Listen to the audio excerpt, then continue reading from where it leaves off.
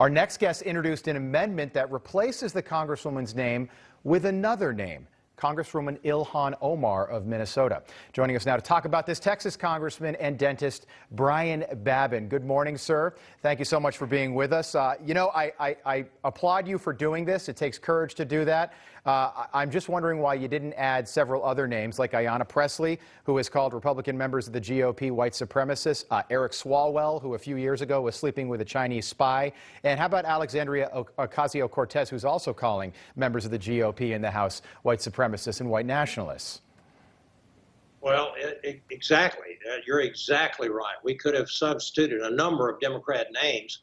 And I just think that the Democrats are venturing out onto very, very thin ice here because they're not going to be in the majority forever.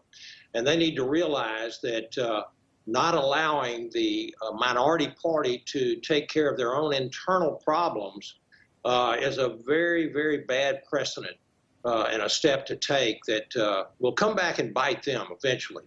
And quite frankly, it's like two football teams, and the opposing side decides they don't like what one of the other opposing players says, so they take him out of the lineup.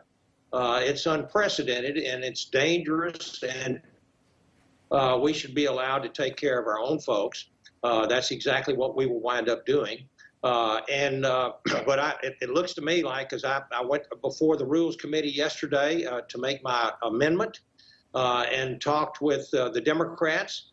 They think that they're doing the right thing. I'm telling them they have a double standard. If it's good enough for the goose, it's good enough for the gander. And I don't agree with everything that Ms. Green has said. I'm not sure that she even has said a lot of the things that she's alleged to have said.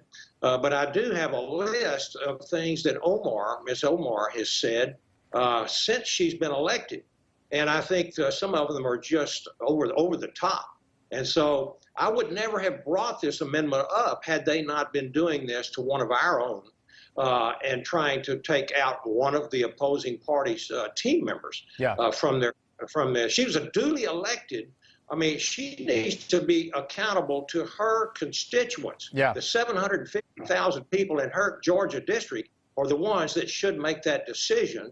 Or it should be within her own conference, the Republican conference, not the opposing party that happens to be in the majority at the time. Congressman, I think so many people out there agree with you right now. I know you represent 9 counties in parts of southeast Texas, the Lone Star State. I'll tell you what, don't forget Marjorie Taylor Greene. She's a freshman in the House. I understand that. She got 75% of the vote. Her constituents knew some of the conspiracy theories that were out there. They knew all that when they went to the polls on November 3rd, and she won, 75% of the vote is pretty darn significant.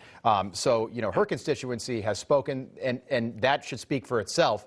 But the bar is so low now, with not only censuring members of the House and Senate and removing them from committees, but how about impeachment? Congressman, I was under the impression that the point of impeachment was to remove somebody from office, but apparently I missed something and that's changed.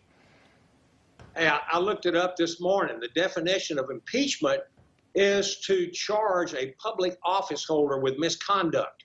Mr. Trump is no longer a public office holder. Right. And it is absurd, and it is divisive, and it is absolutely the wrong thing to be doing at this point in time when President Biden, he talks out of one side of his mouth about the unity that needs to be had in this country, and we all need to walk together and do things for the American people, and then out of the other side of his mouth, he pushes this kind of stuff. And Ms. Pelosi and Schumer are doing the exact same thing. This is not what this country needs at this point in time. President Trump is being charged with things that I don't really think he did. He was actually in the middle of his speech, blocks and blocks away when the breach of the Capitol occurred. He was telling his supporters to go peacefully and patriotically to the Capitol. And I don't think that you can actually tag him with this, even if he were still in office. He has gotten no due process. There's no way in this country the Constitution mandates that you get due process, that you have witnesses, that you can look at your accusers in the eye and be charged with something that at least has some evidence, and we're not seeing that. And this is number 2. Yeah, it's number 2 in 13 months, which is unbelievable. Congressman, I want to quickly ask you about our executive order in chief. President Biden has signed over 40 executive orders. I was kind of under the impression that the cleanest way to transport energy anywhere on the planet would be via pipeline versus doing it by ship, freighter, train, or truck. President Biden has ended construction of the border wall, which affects your state. He has ended the Keystone Pipeline, which eliminates thousands of jobs, and he now wants a clear path to citizenship for 11 million foreign nationals. Let's be honest. The plan here is to try and turn Texas blue at some point and make it so there's never a Republican president again. There is no question about that at all. The agenda he has is the agenda of the radical wing of the Democratic Party. And that's exactly what they want to do. They want to allow as many people into this country illegally, put them on a path to citizenship, and they will vote overwhelmingly for the Democrats. That's the bottom line. That is the absolute bottom line here. And, you know, we had a great, I represent more petrochemical refining facilities than anyone else in this country. I've got 4 ports, the Houston Ship Channel. I've got the Port of Houston. Yeah.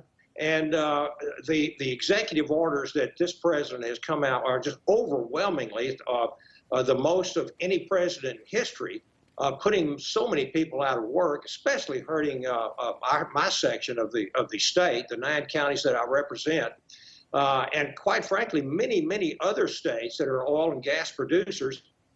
And it's pie in the sky to try to shut down oil and gas. And tell us that we need to get on electric cars, wind and solar. It just cannot be done. That's an impossibility. Congressman, I appreciate your time. We're very tight on time. I will say you make a great point. The vice president and president are both from the coast, Delaware and California, respectively. They don't care about the flyover states. They surely don't care about the good people in the middle of this country that make America great, and especially the people in Texas in the 36th district. Thank you so much, Congressman, for your time. We appreciate it. Come back and see us soon. Thank you, Rob. God bless.